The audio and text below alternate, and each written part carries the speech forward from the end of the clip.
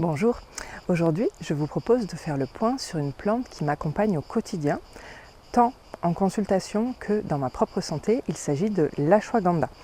Alors elle est souvent évoquée pour ses effets anti-stress et pour les troubles du sommeil, car son petit nom latin c'est Witania somnifera. Elle est aussi très intéressante dans un cadre thyroïdien, notamment en cas d'hypothyroïdie subclinique ou hypothyroïdie fruste. Ces dernières années, plusieurs études cliniques randomisées ont exploré ses effets sur l'axe HHT, donc hypothalamo-hypophyso-thyroïdien. Donc j'ai essayé de faire le point à travers la littérature scientifique pour mieux comprendre cette plante adaptogène et les mécanismes physiologiques à l'œuvre. Et surtout, voir comment l'utiliser efficacement et prudemment. Donc c'est ce qu'on va décortiquer ensemble dans cette vidéo. Mais avant d'aller plus loin, je vous rappelle que je ne suis ni médecin ni pharmacienne. Tous mes articles et vidéos s'appuient sur mon expérience de naturopathe et praticienne en herboristerie et mes lectures scientifiques.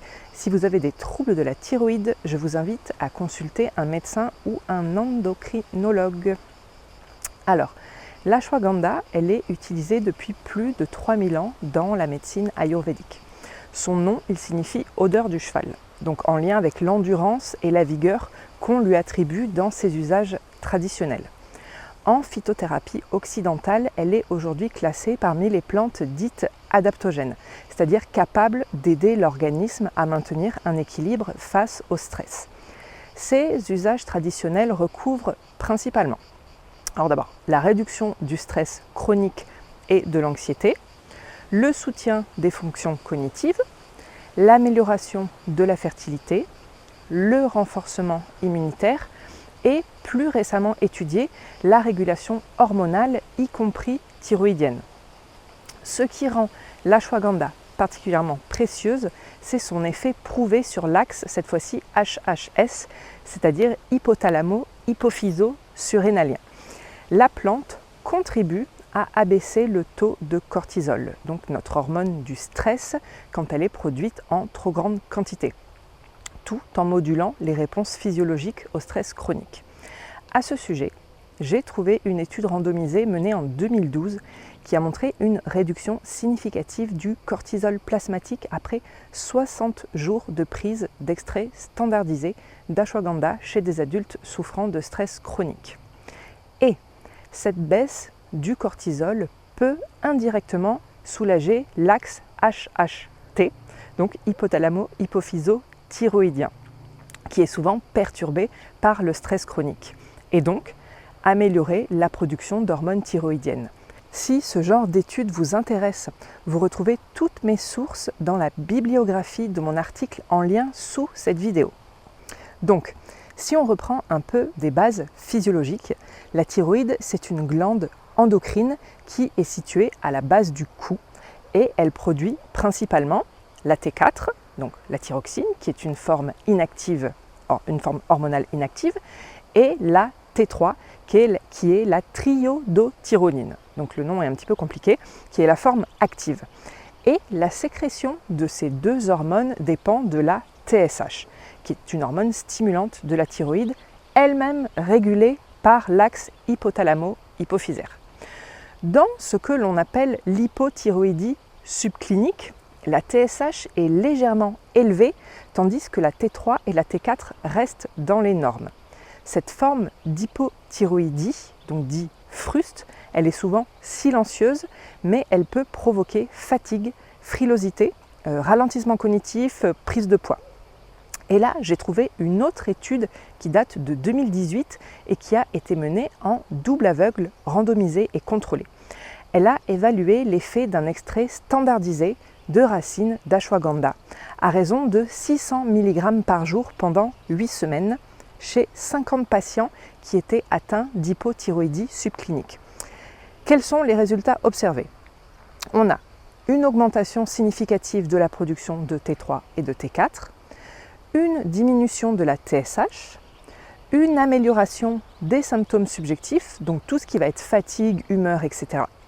Ce qui est notable, mesurable et remarquable ici dans cette étude, c'est l'action directe sur l'axe HHT. Et les chercheurs suggèrent un effet stimulant modérée sur la thyroïde, mais aussi une action anti-inflammatoire et antioxydante indirectement bénéfique pour la glande. D'autres travaux que vous retrouvez dans mon article sur mon site internet ont montré une augmentation des niveaux de T3 et de T4 et une amélioration de la fertilité via une meilleure régulation de l'axe HHS et une baisse du stress oxydatif. Et ces effets semblent renforcés sur plusieurs semaines d'utilisation continue. Alors, justement, quels sont les conseils pratiques d'utilisation pour la plante ? Traditionnellement, en médecine ayurvédique, on utilise la racine en poudre qui est mélangée à du lait, du ghee, donc du beurre clarifié, ou du miel. Donc on fait une sorte de lait d'or pour le système nerveux. Mais aujourd'hui, on la trouve sous forme de gélules standardisées, de teinture ou alcoolature, ou de poudre de racine à doser à la petite cuillère. Les dosages recommandés. Pour la poudre de racine, on peut aller de 2 à 5 grammes par jour. Les gélules standardisées généralement à 5% de withanolide, c'est entre 300 et 600 mg par jour. Et ensuite, teinture ou alcoolature, on part sur 30 à 60 gouttes 2 à 3 fois par jour.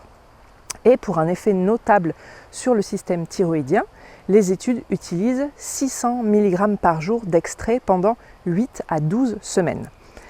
Autre point important, comme pour la plupart des plantes adaptogènes, on ne va pas faire de pause thérapeutique systématique, mais plutôt une réévaluation régulière.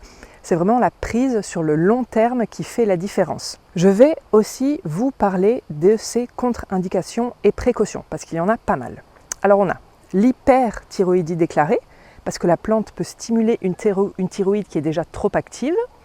Ensuite, par principe de précaution, comme toujours pendant la grossesse et l'allaitement, on fera également attention en cas de maladie auto-immune, donc lupus, sclérose en plaques, etc. parce qu'il peut y avoir une possible stimulation immunitaire. Ensuite, s'il y a prise de médicaments thyroïdiens ou immunosuppresseurs, ainsi qu'antécédents d'ulcères gastriques, diabète ou hypertension non contrôlée. Et pour terminer aussi, une sensibilité aux solanacées, donc tout ce qui va être aubergine, tomate, poivron, puisque c'est la famille de l'ashwagandha. À noter également, des dosages trop élevés, au-delà de 5 grammes par jour, peuvent entraîner des troubles digestifs, voire insomnie chez les personnes sensibles. Voilà donc ce qu'on retient sur l'ashwagandha. C'est qu'elle agit à la croisée du système nerveux, du système hormonal et de l'axe thyroïdien. En cas d'hypothyroïdie subclinique, elle peut aider à réduire la TSH, augmenter T3, T4 et améliorer les symptômes liés à la fatigue ou à la baisse de concentration. Mais je vous rappelle qu'elle ne remplace en aucun cas un traitement médical, mais peut devenir un soutien efficace dans un accompagnement global sous supervision d'un praticien. Si ce sujet vous passionne autant que moi, vous pouvez me soutenir en vous abonnant à ma chaîne, liker cette vidéo ou me laisser un commentaire. Je suis curieuse de vos retours de terrain et de vos observations. Merci d'avoir pris ce moment avec moi et à très bientôt pour une prochaine vidéo.